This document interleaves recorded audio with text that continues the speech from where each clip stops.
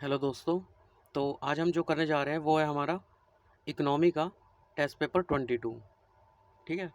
तो देखिए जैसे आप टॉपर्स के अगर इंटरव्यू वगैरह देखते होंगे तो उसमें टॉपर्स बताते हैं अपनी स्ट्रेटजी में कि उनका जब प्रीलिम्स क्लियर नहीं हुआ और क्लियर हुआ उसमें डिफरेंस क्या रहता है। तो मैक्सिमम अगर आप लोग देखेंगे तो वो मॉक के बारे में बताते हैं। ठीक है, कि उन्होंने लास्ट टाइम मॉक नहीं लगाए थे, इस टाइम उन्होंने मॉक लगाए। तो इसलिए मैं ये आपसे मतलब दरख्वास्त कर रहा हूँ कि आप जो है मॉक एटलीस्ट 30 करके जाएँ। और करके जाएँ से मतलब यहाँ पे अगर मैं जितने करा देता हूँ 2-4 जितने भी हो पाएँगे मैं करवा दूँगा। उसके अलावा देखिए आपके पास ऑलमोस्ट अगर आज से आप देखेंगे तो 78 डेज़ हैं। ठीक है। तो अगर इसमें आप 30 दिन पर डे एक करते हैं तो इसमें अगर आप अच्छे से नोट्स बनाएँगे ना, इसके शॉर्ट नोट बनाएँगे तो भी आपको 3 से 4 घंटे लगेंगे। ठीक है। तो शॉर्ट नोट बनाने के लिए मैं क्यों कह रहा हूँ, ताकि नेक्स्ट टाइम जब आप उसे पढ़ो तो आप 1 या 2 रिवीजन एटलीस्ट उसे दो तो उसमें टाइम ना लगे। ठीक है। तो उसके लिए आपको पर डे 1 लगाएंगे तो 30 दिन में 30 हो जाएंगे, 30-40 जितने लगाना चाहें आपके पास। ठीक है। अगर आपकी प्रिपरेशन अच्छी है तो भी और प्रिपरेशन कम है तो भी, दोनों सूरतों में आपको 30 या 35 मॉक्स जो है लगाने ही होंगे। ठीक है। उसके अलावा देखिए अगर करंट अफेयर की मैं बात करूँ तो अब मैं डेली करंट अफेयर तो करा रहा हूँ। ठीक है। तो इन 3-4 महीनों में जो आएगा इनसाइट के जो आ रहे हैं और उससे कवर हो जाएगा। ठीक है। उससे मतलब प्रीलिम्स के जो क्वेश्चन है वो कवर कर लेता है। जैसे विज़न से हमारे मेंस अच्छा कवर होता है, इससे हमारा प्रीलिम्स अच्छा कवर हो जाता है इनसाइट से। ठीक है। उसके अलावा मैं विज़न पे भी कोशिश करूँगा कि कराऊँ, पर मेरी आपसे ये वो होगी कि आप जो मॉक है वो करके जाएँ। ठीक है। तो उसके लिए देखिए जो पहला क्वेश्चन देखते हैं, आज हम स्टार्ट करते हैं इसे। कोशिश करेंगे कि जितने मैक्सिमम क्वेश्चन हो जाए एक वीडियो में। तो पहला है प्रधानमंत्री सूक्ष्म खाद्य उद्योग उन्नयन योजना जो है उसके संदर्भ में निम्नलिखित कथनों पर विचार कीजिए। ठीक है। तो इसे जो PMFME है, इसे आत्मनिर्भर भारत अभियान है जो उसके तहत लॉन्च किया गया था। हो सकता है यह मुख्यतः जो है खाद्य प्रसंस्करण उद्योग के असंगठित क्षेत्र पर आधारित है। यह भी हो सकता है यह जनजातीय जिलों में जो लघु वनोपज होते हैं ना, उनकी वृद्धि की परिकल्पना करता है। ठीक है। तो वीडियो पॉज करके आप आंसर दीजिए। तो इसका जो करेक्ट आंसर है वो क्या है? डी। तीनों ही स्टेटमेंट हमारी क्या है? सही है। ठीक है। तो देखिए यहाँ पे जैसे मैंने लास्ट जो कराया था मॉक, पहला जो टेस्ट पेपर था उसमें 65 क्वेश्चन में थोड़ी प्रॉब्लम हो गई थी। उसमें सही की बजाय सही के साथ नहीं लिखा था जो मैंने नहीं पढ़ा। ठीक है। जिसकी वजह से उसका मैंने आंसर डी दे दिया। तो सारी स्टेटमेंट वो गलत थी, उसका मैंने करेक्ट आंसर आपको दिखाया भी नहीं। इसलिए मैंने कल उसको जो है आपके उसमें टेलीग्राम ग्रुप में सेंड लिंक किया, उसको सेंड किया था टेस्ट पेपर को, तो आप ताकि आप उसको करेक्ट कर लें। ठीक है। तो इसका देखिए थोड़ा सा एक्सप्लेनेशन देख लेते हैं। तो एक्सप्लेनेशन में इतना जो है वो नहीं है, मतलब आपने जो ऊपर पढ़ा वही है सब कुछ। बस इसमें क्या है, इसका प्रमुख उद्देश्य देख लीजिएगा, थोड़ा सा पढ़ लीजिएगा। ये सूक्ष्म खाद्य प्रसंस्करण इकाइयों की वित्त तक पहुंच में वृद्धि करना, लक्षित उद्यमों के राजस्व में वृद्धि करना, खाद्य गुणवत्ता और सूक्ष्म मानकों के अनुरूप में वृद्धि करना। ठीक है। वीडियो पॉज करके ये सारे पढ़ लीजिएगा। ठीक है। इस वीडियो का पर्पज़ ये है कि आपको बस एक ही वीडियो में जो है आप टेस्ट पेपर उठाएं और इसी को अगर रिवाइज़ भी कर लेंगे आप तो यहाँ से भी आपका काम चल जाएगा। ठीक है। पर आपको रिवाइज़ ज़रूर करना होगा, नहीं तो आप प्रीलिम्स में होता क्या है, मतलब आसपास की स्टेटमेंट होती है, भूलने में काफ़ी ज़्यादा ईजी हो जाता है उसमें। तो जितना रिवाइज़ करेंगे उतना आप करेक्ट आंसर तक आपकी पहुँच जो है बढ़ जाएगी। ठीक है। नेक्स्ट क्वेश्चन देखते हैं। तो जो SHC है, सॉइल हेल्थ कार्ड, मृदा स्वास्थ्य कार्ड है जो, उसके संदर्भ में निम्नलिखित कथनों पर विचार कीजिए। ठीक है। तो ये क्या है, देश के सभी किसानों को 2 वर्ष के अंतराल पर SHC प्रदान करता है, मतलब इसका टाइम पीरियड क्या है, 2 ईयर हो सकता है। मृदा नमूनों का परीक्षण केवल दीर्घ और सूक्ष्म पोषक तत्वों के संदर्भ में किया जाता है, ये भी हो सकता है। SHC उर्वरकों की बचत और उत्पादन में वृद्धि का कारक बन सकता है, तो ये भी हो सकता है। ठीक है। तो इसका जो आप वीडियो पॉज करके आंसर दीजिए। इसका जो करेक्ट आंसर है वो है सी। पहला और तीसरा स्टेटमेंट सही है। अब दूसरे में क्या गलत है, एक बार आपको वो दिखाते हैं आंसर की। देखिए उसमें क्या था, केवल दीर्घ और जो सूक्ष्म है। ठीक है। पर यहाँ पे इसके जो है 12 मापदंड होते हैं। एक तो वृहद, जिसमें नाइट्रोजन, फास्फोरस, पोटेशियम जो ज़्यादा टाइम तक मतलब रहते हैं एटमॉस्फेयर में।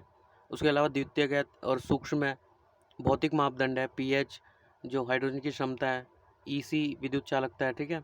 ओसी कार्बनिक, इसलिए कथन दो सही नहीं है। ठीक है। इन चार का जो है ये वो करता है, इंक्लूड करता है। वहाँ पे सिर्फ केवल दे रखा था। ठीक है। तो मैंने पहले भी कहा था जहाँ पे एक्सट्रीम में कहा जाएगा केवल। ठीक है। इस टाइप से जो स्टेटमेंट होती है वो गलत होती है। सिर्फ, जैसे सिर्फ यही करता है। ठीक है। इस टाइप से जो स्टेटमेंट होगी उसमें गलती के चांसेस ज़्यादा होते हैं। ठीक है। 100% गलत नहीं होती, पर कहीं ना कहीं एक्सट्रीम वाली जो स्टेटमेंट होती है वो गलत होती है। ठीक है। इसलिए ध्यान रखिएगा। अब देखिए थर्ड क्वेश्चन क्या है। तो भारतीय जो अर्थव्यवस्था है 1991 उसमें जो है आर्थिक सुधारों के उपरांत जो आर्थिक सुधार हुए थे 1991 में, उसमें से कौन सी प्रवृत्ति देखी गई? तो विकास दर में लगातार वृद्धि हो सकता है। कृषि और संबंध जो क्षेत्र है उसके द्वारा लगातार सकारात्मक पॉजिटिव दर प्रदर्शित करना। ठीक है, सकारात्मक जो है ये पॉजिटिव प्रदर्शित करना। कुल निवेश में सार्वजनिक क्षेत्र की भागीदारी में वृद्धि। ठीक है, तो इनके ऑप्शन देखिए कौन सा इसमें सही है, इस पे ध्यान रखिएगा अब। तो एक, एक दो, केवल दो, दो तीन। ठीक है, तो इसका जो आंसर दीजिए आप। उसके बाद इसका जो करेक्ट आंसर है वो क्या है? तो सी, इसका भी सी है। सिर्फ ये वाली सही है। कृषि और संबंध जो क्षेत्र थे उनके द्वारा लगातार सकारात्मक वृद्धि प्रदर्शित करी गई। ठीक है, तो अब देखते हैं इसके जो आंसर गलत है उनमें क्या दे रखा है आंसर में। तो देखिए जो 1991 का वो था योजना थी, उसमें देखिए जो 8वीं पंचवर्षीय योजना थी उसमें 1992 से 7 के बीच में लक्षित जो थी वो 5.6 की वृद्धि थी। ठीक है, और जबकि वास्तविक कितनी थी? 6.8। उसके बाद देखिए अगली जो योजना आई 9वीं, उसमें वास्तविक वृद्धि 5.4 होगी, मतलब जो लगातार वृद्धि है वो नहीं हुई। ठीक है, नेगेटिव में चला गया। ठीक है, इसकी वजह से ये वाला स्टेटमेंट क्या है? गलत हो जाती है।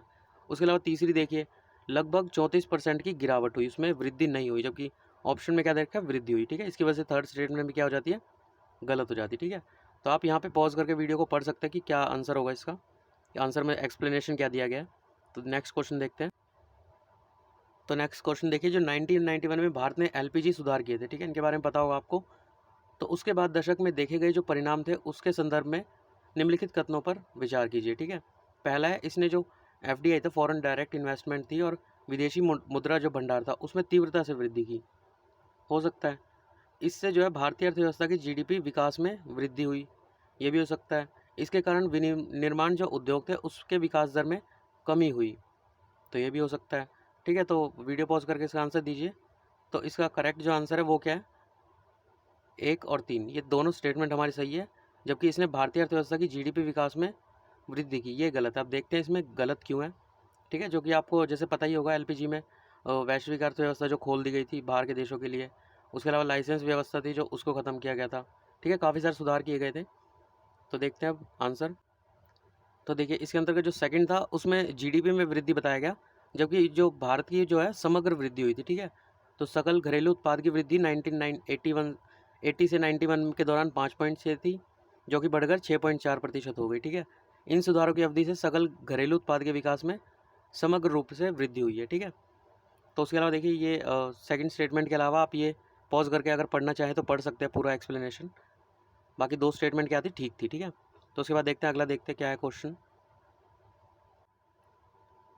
तो पांचवा क्वेश्चन देखिए आप, जब मैं क्वेश्चन मतलब यहाँ पे डिस्प्ले पे लगाता हूँ तो आप इसको यहीं पे अटैम्प्ट कर लीजिए कीजिए, क्योंकि जब हम आंसर पे जाते हैं तो आपको नेक्स्ट क्वेश्चन का भी मतलब आंसर दिख जाता है। इस टाइप से तो है, आपको मतलब खुद को ही एक तरह से चीट करने जैसा हो जाएगा। ठीक है, तो यहीं पे आंसर देखें, फिर उसका एक्सप्लेनेशन देखिए। ठीक है, इसरो द्वारा हाल ही में जो लॉन्च किया गया पृथ्वी अवलोकन उपग्रह EOS-01, इसके संदर्भ में निम्नलिखित कथनों पर विचार कीजिए। तो इसे भूस्थिर उपग्रह प्रक्षेपण यान JSLV द्वारा लॉन्च किया गया, हो सकता है, काफ़ी फेमस रहा था ये, किसके द्वारा प्रक्षेपित किया था गया था। यह सूर्य तुल्यकालिक कक्षा में संचारित होता है, ये भी हो सकता है। इसे ओडिशा के जो अब्दुल कलाम द्वीप है तो वहाँ से लॉन्च किया गया, ये भी हो सकता है। ठीक है, तो वीडियो पॉज करके आंसर दीजिए। अब इसका एग्जैक्ट जो आंसर है वो है बी, मतलब ये केवल दो, यह सूर्य तुल्यकालिक कक्षा में संचालित होता है। अब देखिए इसका एक्सप्लेनेशन देख लेते हैं, किससे लॉन्च किया गया था और कहाँ से लॉन्च किया गया था।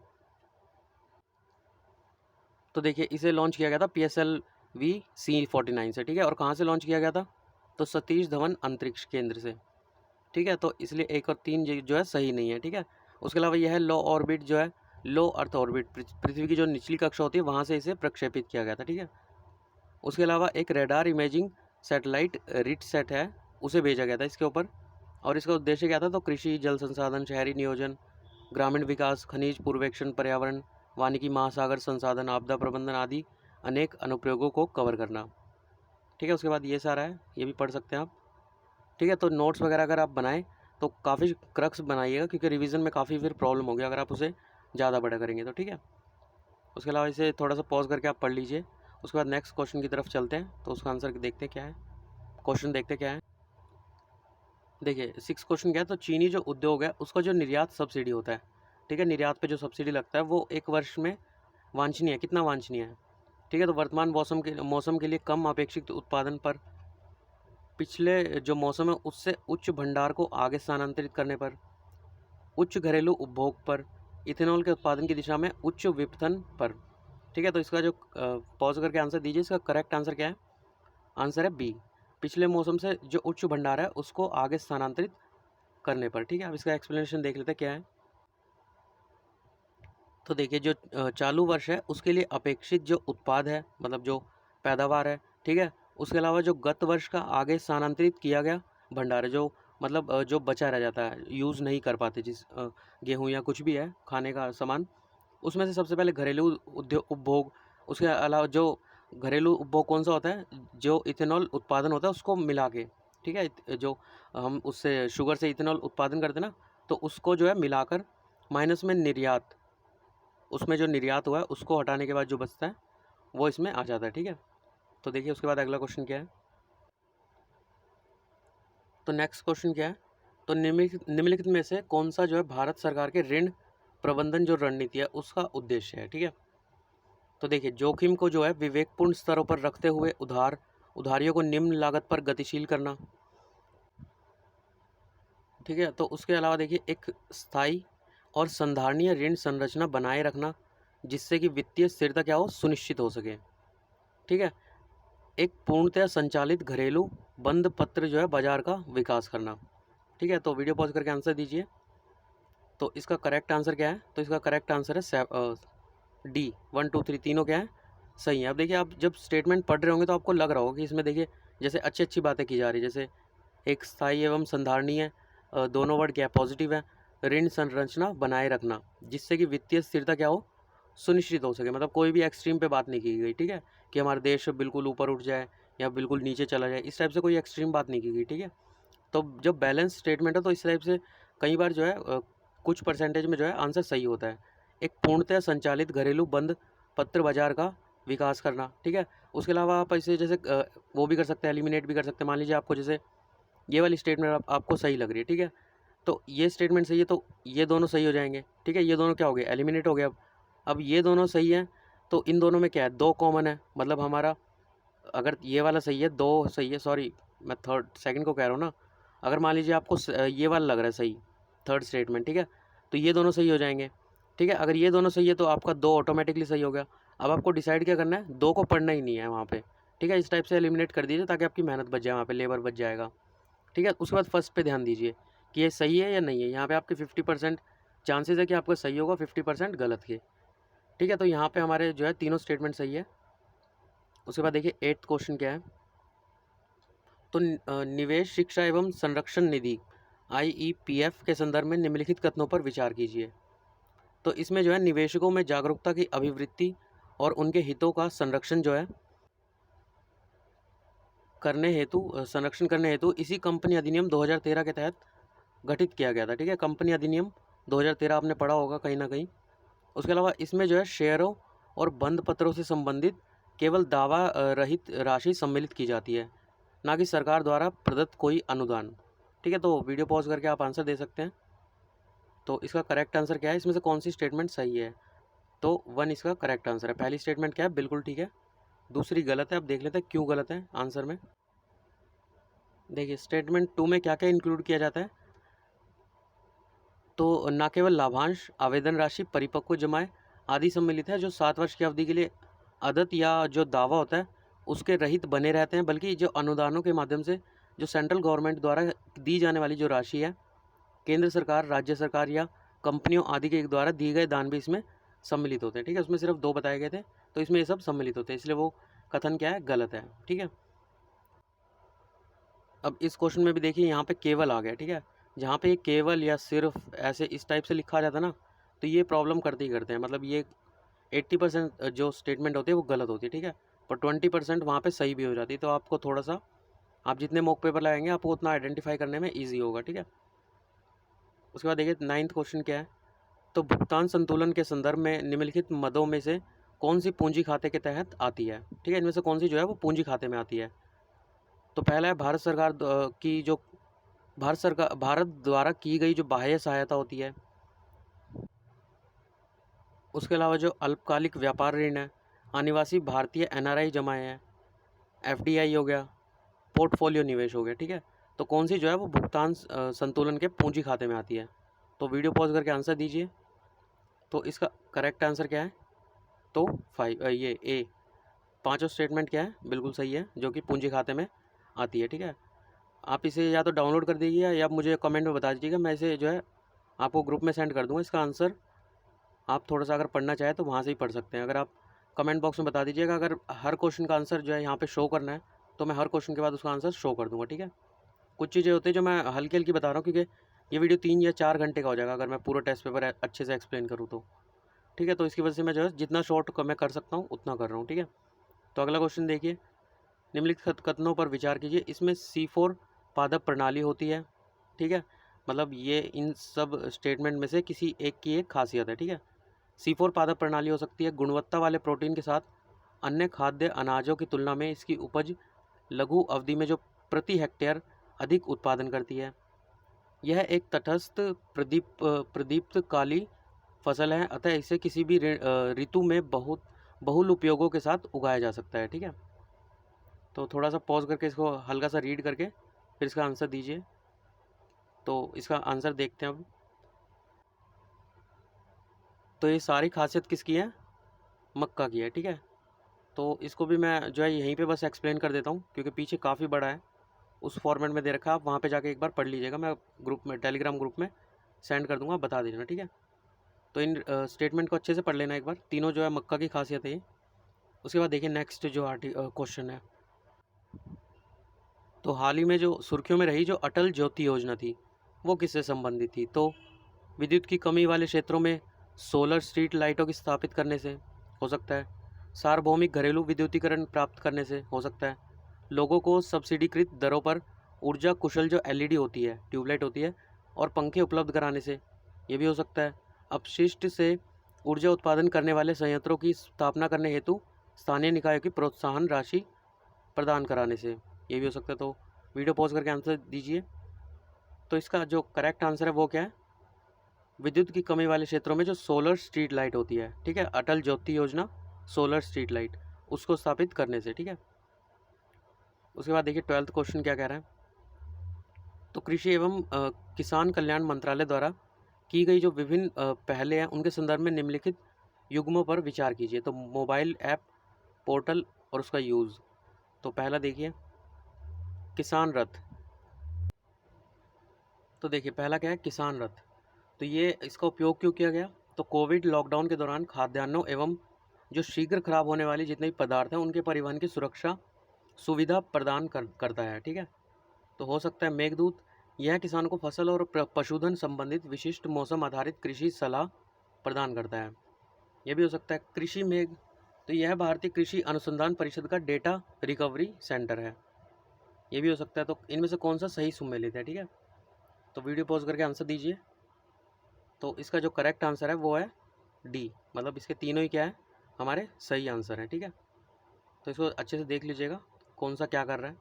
सबसे पहले अगर कृषि मेघ की बात करें तो ये क्या करता है, एक रिकवरी सेंटर है कृषि अनुसंधान परिषद का, ठीक है। मेघदूत क्या है, तो यह जो है किसानों को जो भी फसल और जो पशुधन होता है उससे संबंधित विशिष्ट जो मौसम आधारित कृषि सलाह होती है वो देता है, ठीक है।